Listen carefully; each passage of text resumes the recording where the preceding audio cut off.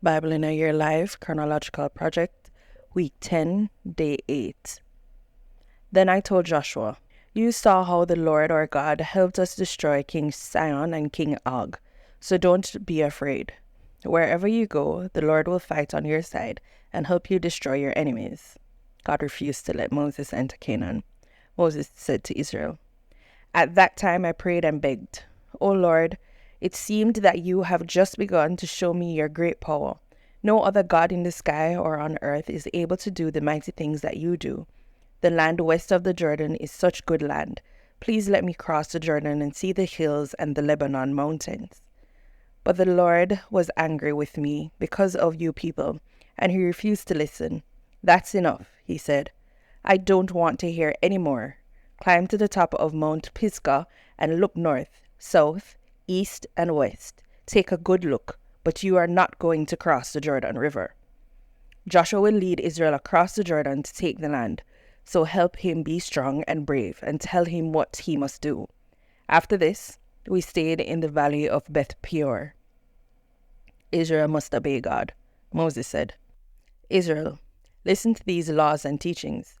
If you obey them, you will live, and you will go in and take the land that the Lord is giving you. He is the God your ancestors worshipped, and now he is your God. I am telling you everything he has commanded, so don't add anything or take anything away. You saw how he killed everyone who worshipped the god BIAYL Peor, but all of you that were faithful to the Lord your God are still alive today. No other nation has laws that are as fair as the ones the Lord my God told me to give you. If you faithfully obey them when you enter the land, you will show other nations how wise you are. In fact, everyone that hears about your laws will say, 'That great nation certainly is wise.' And what makes us greater than other nations? We have a God who is close to us and answers our prayers. You must be very careful not to forget the things you have seen God do for you. Keep reminding yourselves, and tell your children and grandchildren as well. Do you remember the day you stood in the Lord's presence at Mount Sinai? The Lord said, 'Moses, bring the people of Israel here. I want to speak to them so they will obey me as long as they live, and so they will teach your children to obey me too.' Mount Sinai was surrounded by deep, dark clouds, and fire went up to the sky. You came to the foot of the mountain, and the Lord spoke to you from the fire. You could hear him and understand what he was saying, but you couldn't see him. The Lord said he was making an agreement with you, and he told you that your part of the agreement is to obey the 10 Commandments. Then the Lord wrote these commandments on 2 flat stones. That's when the Lord commanded me to give you the laws and teachings you must obey in the land that you will conquer west of the Jordan River. Don't worship idols," Moses said to Israel. "When God spoke to you from the fire, he was invisible. So be careful not to commit the sin of worshiping idols. Don't make idols to be worshipped, whether they are shaped like man, woman, animals, birds, reptiles, or fish. And when you see the sun or moon or stars, don't be tempted to bow down and worship them. The Lord put them there for all of the other nations to worship. But you are the Lord's people, because he rescued you from Egypt, that fiery furnace. The Lord was angry with me because of what you said, and he told me that he would not let me cross the Jordan River into the good land that he is giving you. So I must stay here and die on this side of the Jordan, but you will cross the river and take the land. Always remember the agreement that the Lord your God made with you, and don't make an idol in any shape or form. The Lord will be angry if you worship other gods, and he can be like a fire destroying everything in its path. Soon you will cross the Jordan River and settle down in the land. Then, in the years to come, you will have children, and they will give you grandchildren. After many years, you might lose your sense of right and wrong and make idols, even though the Lord your God hates them. So I am giving you fair warning today, and I call the earth and the sky as witnesses. If you ever make idols, the Lord will be angry, and you won't have long to live, because the Lord will let you be wiped out.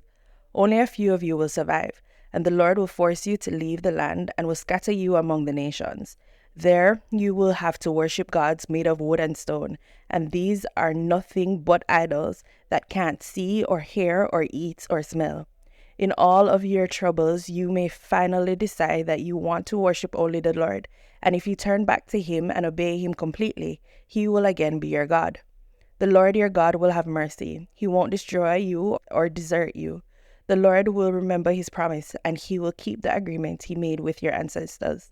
When the Lord your God brought you out of Egypt, you saw how He fought for you and showed His great power by performing terrifying miracles.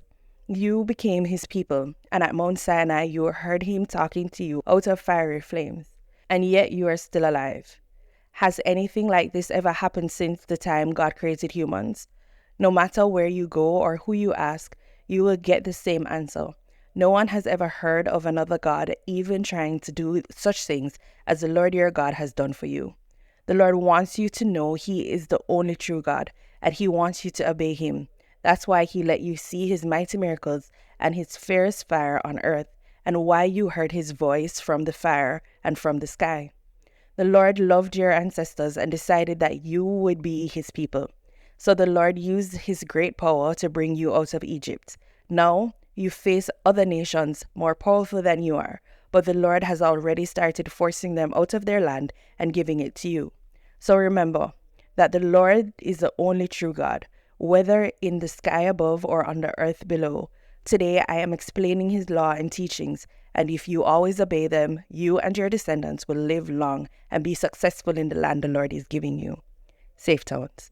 Moses said, "People of Israel, you must set aside the following 3 towns east of the Jordan River as safe towns: Bezer in the desert highlands belonging to the Reuben tribe, Ramoth in Gilead belonging to the Gad tribe, and Golan in Bashan belonging to the Manasseh tribe.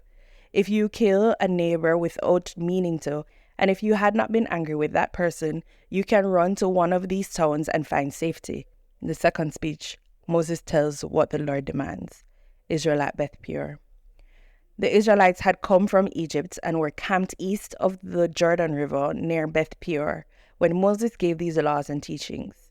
The land around their camp had once belonged to King Sihon and Heshbon, but Moses and the Israelites defeated him and King Og of Bashan and took their lands.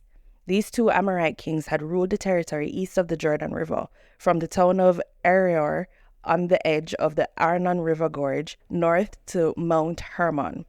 Their land included the eastern side of the Jordan River Valley as far south as the Dead Sea below the slopes of Mount Pisgah. The 10 Commandments.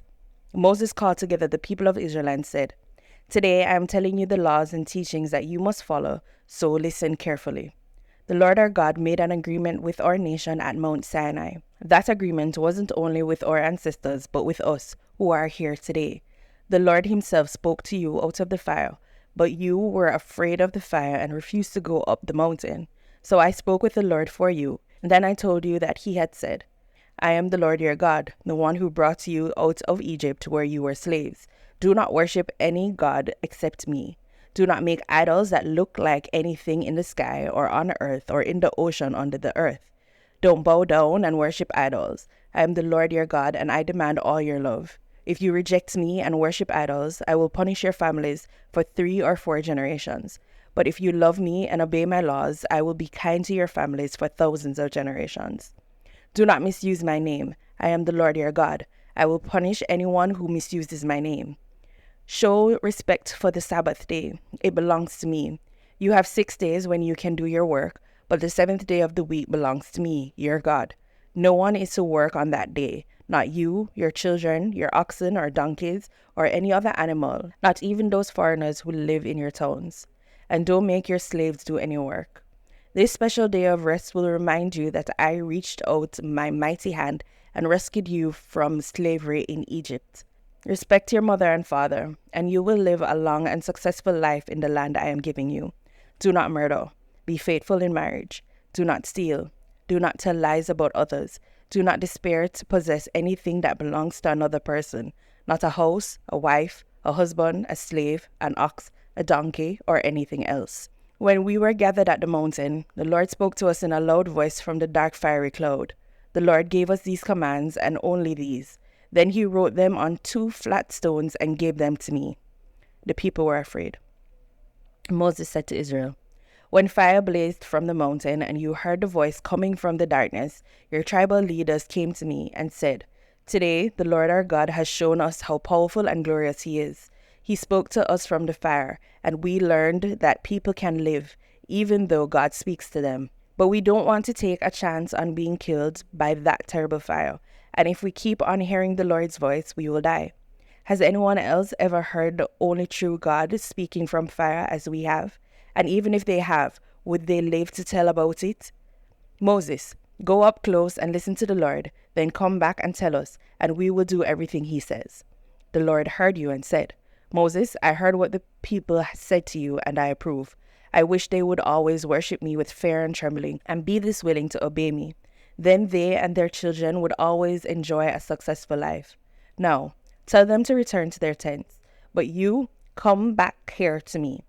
After I tell you my laws and teachings, you will repeat them to the people, so they can obey these laws in the land I am giving you." Moses said, "Israel, you must carefully obey the Lord's commands. Follow them, because they make a path that will lead to a long, successful life in the land the Lord your God is giving you."